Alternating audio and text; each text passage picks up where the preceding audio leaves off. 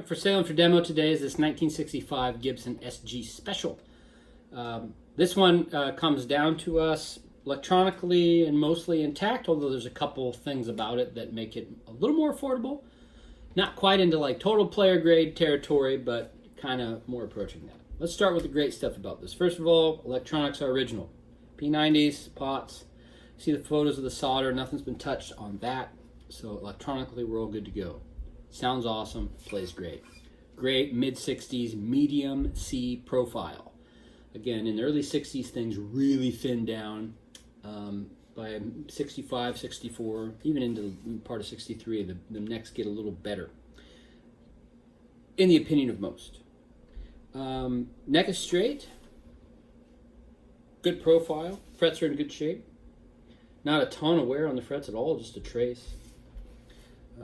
The guitar, it's got wear on it, as you can see, but most of that's probably just from it being kind of handled and laid around as opposed to aggressively played.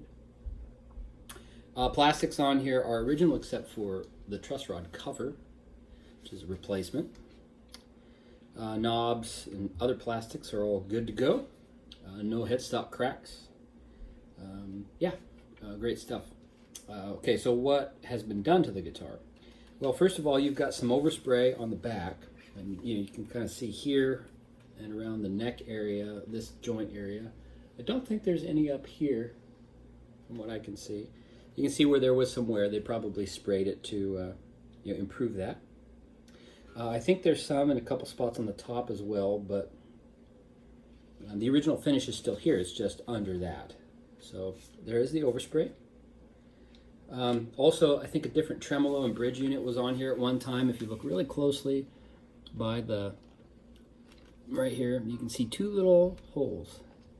Okay, and those holes are right adjacent to these posts for the rat tail, and they're positioned the way an ABR bridge would be. So somebody put an ABR bridge, and if you look under here, there's 3 holes right next to these stock ones, but they're covered. So somebody probably put or repositioned the tremolo unit or whatever to kind of make that work, and now it's kind of back to stock. These are the original parts on here.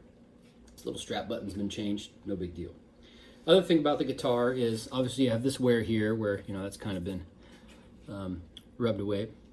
But right here on the heel, you can see right there, there's just a little bit of a split. Now it doesn't like go through the whole side of the guitar.